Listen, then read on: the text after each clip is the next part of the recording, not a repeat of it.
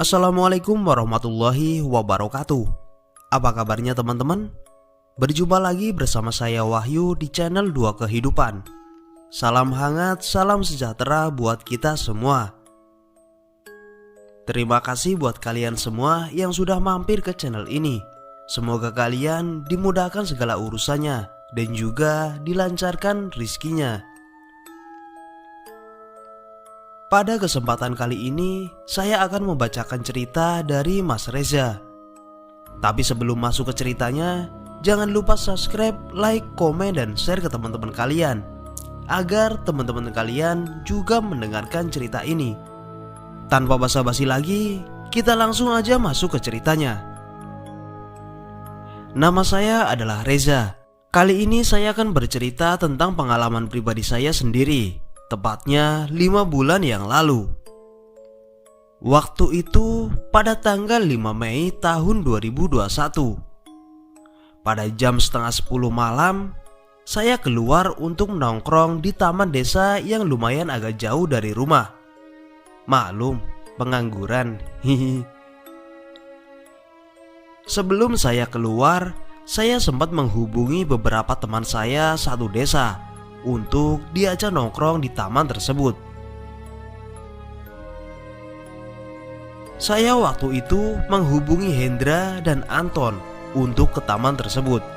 Mereka berdua setuju saya keluar tepat jam 10 malam. Dari rumah, saya membawa motor sambil membawa gitar, tak lupa dengan HP. Setelah sampai di taman, mereka berdua telah sampai duluan. Ditambah Andri sama Vian ternyata ngikut juga. Akhirnya kami berlima nongkrong di taman tersebut sambil bercanda ria, tertawa gembira. Tak lupa juga sambil menyalakan lintingan yang kami bawa dari rumah masing-masing. Maklum, di sini mayoritas tua muda, hampir 80% ngelinting tembakau sendiri ketimbang beli rokok, karena di sini mayoritas petani tembakau. Singkat cerita, selang beberapa menit Hendra dan Vian pergi keluar mengendarai motor untuk mencari warung yang masih buka untuk memesan kopi untuk kami berlima. Waktu terus berjalan, tak terasa sudah jam setengah 11 malam dan mereka berdua belum kembali dari warung. Akhirnya kami bertiga menunggu sambil bermain gitar. Tepat jam 11 malam, mereka berdua kembali sambil membawa apa yang mereka beli tadi. Hingga Anton pun bertanya kepada mereka berdua, "Sekondi bae lah kue caloro kie, tuku kopine apa nang Mesir?" Yang artinya, dari mana aja sih kalian berdua ini? Beli kopinya apa sampai Mesir?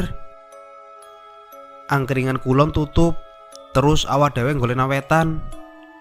Yang artinya warung barat sudah tutup, jadi kita nyari di bagian timur, sahut Vian. Kami pun hanya tertawa mendengar jawaban dari Vian. Kemudian kami melanjutkan bernyanyi sambil ada yang ngobrol soal pekerjaan, cewek, dan lain-lain. Pada saat itu saya menyalakan handphone, tertera masih menunjukkan pukul 11 lebih 15 menit. Dan saat itu Anton kebelet buang air kecil. Lantas Anton pergi ke ujung bagian utara taman ini untuk pergi ke WC. Sekitar 15 menitan Anton tak kunjung kembali hingga membuat kami semua khawatir. "Neng di si bacindul siji kae, nguyu kok sampai mene suwene?" Yang artinya, di mana sih kampret satu itu? Pipis kok sampai lama gini, kata Andri. "Wis susul baiklah, menawa semaput dicokot kicot." "Udah jemput aja lah, siapa tahu pingsan digigit bekicot," kata saya sambil tertawa kecil. Akhirnya salah satu teman kami, Hendra, pergi mengecek Anton sendiri. Alangkah kagetnya, Hendra menemui Anton yang sudah pingsan tergeletak di depan WC. Dan Hendra segera memanggil kami untuk ikut membantu mengangkatnya untuk dibawa ke taman depan.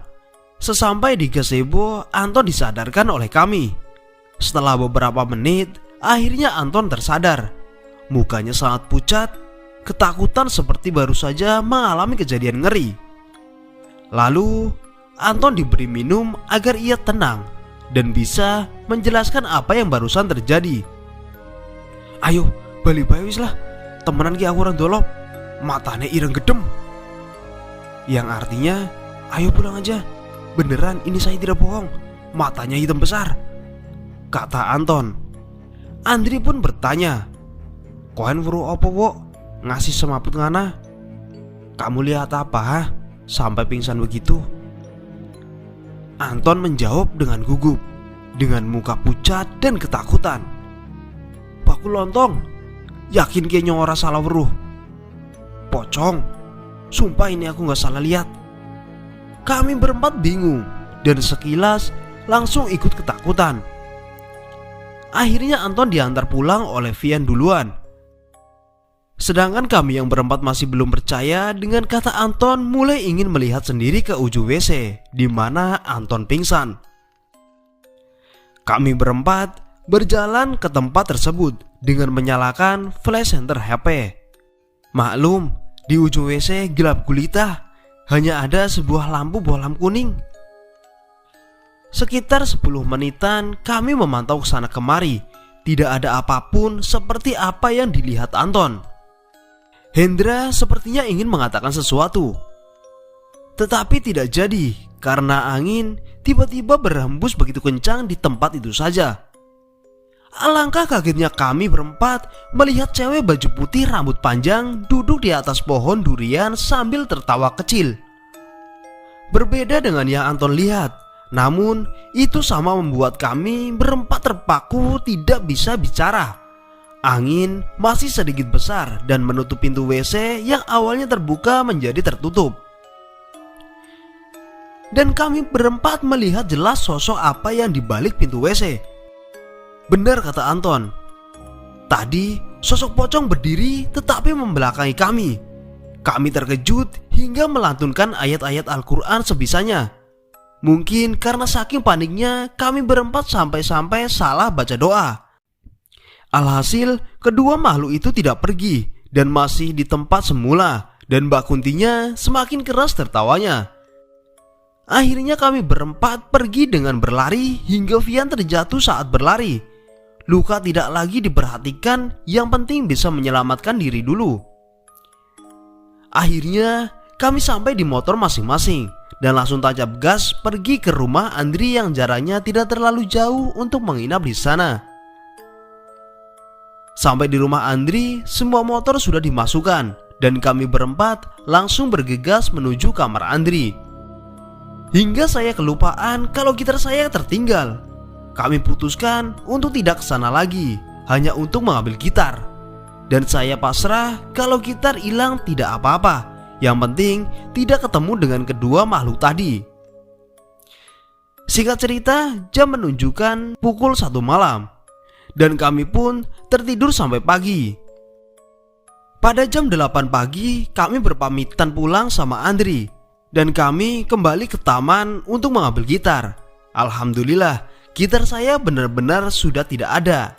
Saya tanyakan kepada setiap orang yang lihat gitar saya. Tak satu pun orang yang tahu. Tetapi saya mengikhlaskan saja. Dan ketika di rumah, selesai mandi, saya menghubungi Anton dan menceritakan kejadian semalam setelah apa yang Anton alami. Anton pun hanya menjawab, "Neh kandani dora percaya." Nah, dikasih tahu pada tidak percaya. Akhirnya kami berlima sudah kapok kalau nongkrong di tempat itu. Cerita itu tersebar ke sana kemari dan membuat tidak ada yang berani ke tempat itu. Akhirnya taman desa itu kini tak terawat dan terbengkalai dengan bangunannya sekalipun. Sekian dan terima kasih.